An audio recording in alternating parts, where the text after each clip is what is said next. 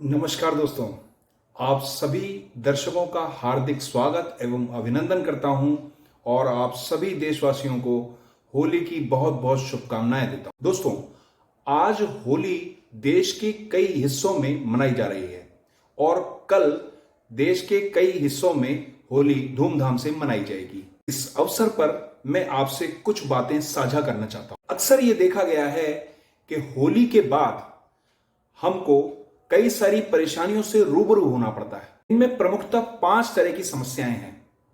पहली समस्या बालों की समस्या, दूसरी समस्या आंखों से संबंधित समस्याएं, तीसरी समस्या त्वचा से संबंधित समस्याएं, चौथी समस्या है श्वास रोग से संबंधित समस्याएं और पांचवी और आखिरी समस्या है पेट से संबंधित समस्याएं। दोस्तों, अक्सर बालों से संबंधित समस्याएं हमको क्या देखने को मिलती हैं?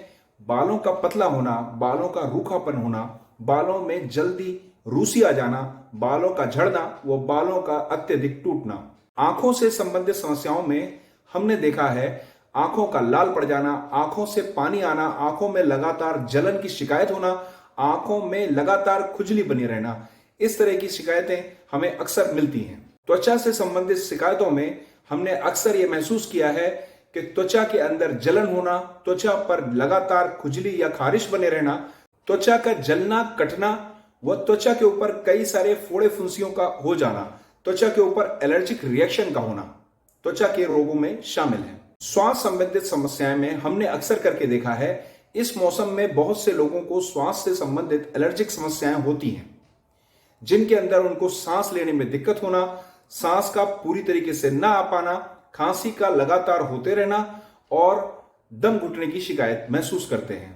पेट से संबंधित रोग के बारे में अक्सर हमने ये देखा है कि होली के बाद लोग पेट के अंदर जलन महसूस होना, एसिडिटी होना, पेट फूलना, गैस बनना या पेट का भारीपन, भूख न लगना या फिर लगातार कॉन्स्टिपेशन बने रहना या फिर आपको लगातार दस्त की शिकायतें होने लगती हैं।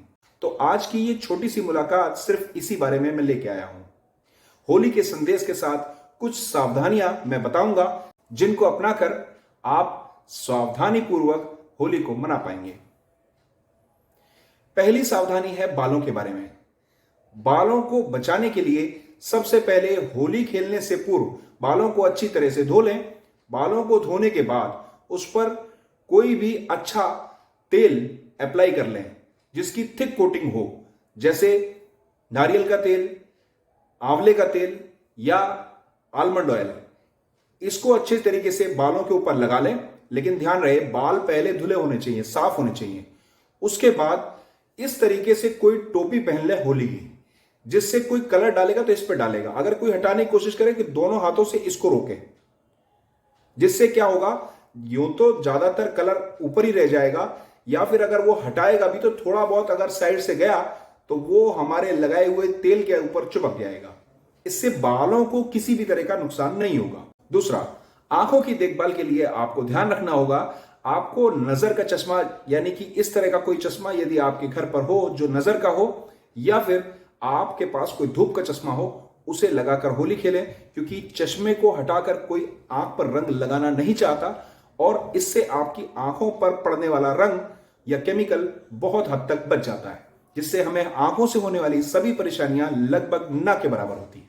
इसके बाद त्वचा की बात करूं तो त्वचा की देखभाल के लिए जैसे मैंने बालों का बताया था, इसी तरीके से पूरी त्वचा पर किसी अच्छे मॉइस्चराइजर से या वैसलीन या फिर तेल की अच्छी थिक कोटिंग करिए। 2 से 3 बार में थिक कोटिंग करिए, जिससे एक ऐसी लेयर बन जाए जिसपे कोई केमिकल रंग ज्यादा देर ना टिक पाए। जिससे होगा क्या, जब भी आप इसको धुलेंगे वो आसानी से धुल जाएगा। यदि आपके एक बार धुलने पे वो नहीं जाता है तो प्लीज उसे रगड़िए मत। रगड़ने से त्वचा के छिल जाने, कट जाने का खतरा होता है और त्वचा को नुकसान पहुंचता है। यदि आप 2 से 3 बार धोने का प्रयास करेंगे तो वो स्वतः ही निकल जाएगा। श्वास की देखभाल के लिए आपको ध्यान रखना होगा, जितने भी श्वास के रोगी हैं या फिर जो एलर्जिक लोग हैं, उन लोगों को मास्क पहन के होली खेल सकते हैं।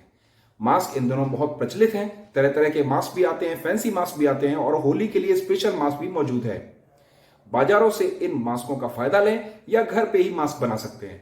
इन मास्कों को पहन के होली खेलें। ना सिर्फ इनसे केमिकल, स्मोक या रंग आपके नाक के भीतर, मुंह के भीतर जाने से बचेंगे, इवन आपको किसी भी तरह का इरिटेंट अंदर नहीं जा पाएगा, जिससे आप किसी भी एलर्जी या श्वास से संबंधित रोग से बच पाएंगे। उसके बाद बात करता हूं पेट की बात। पेट से संबंधित रोगों के लिए आपको ध्यान रखना होगा कि आप ज्यादा से ज्यादा मात्रा में घर की बनी सामग्री ही खाएं, घर की बनी मिठाइयां या घर के बने पकवान, जिनसे, और इनको भी संतुलित या सीमित मात्रा में, जिससे पेट से संबंधित किसी भी प्रकार के रोग आपको होने से पूरी तरीके से दूर रहेंगे।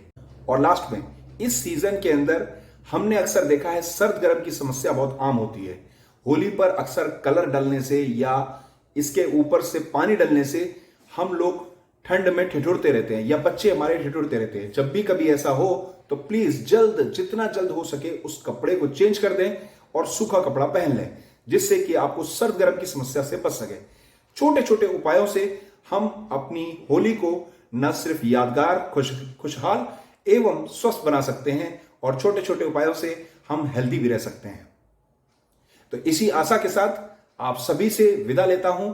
Stay safe, stay healthy, and wish you again a very very happy Holi. नमस्कार।